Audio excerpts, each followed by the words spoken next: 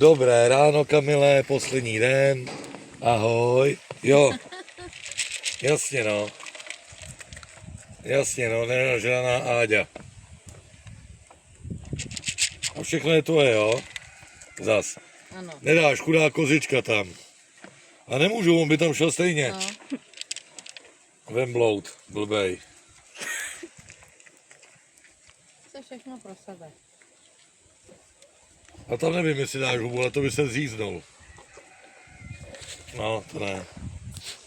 Jaký poslední slova, když my... Kamčo, Pojedeme. už nemáme. Ty Ahoj. vo- Ahoj, dáš mi packu? Ahoj.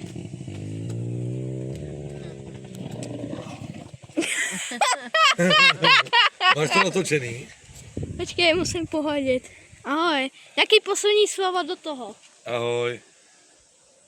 Ne, ať mi neslyšete telefon. Tak Ahoj, ne. Kamile. Děkujeme, že jsi Měj se nekoušel. hezky. Ahoj. Třeba někdy ještě, jo, se uvidíme. Ahoj, náš Ahoj. miláčku. Jsi legenda. Ahoj, starší kamaráde.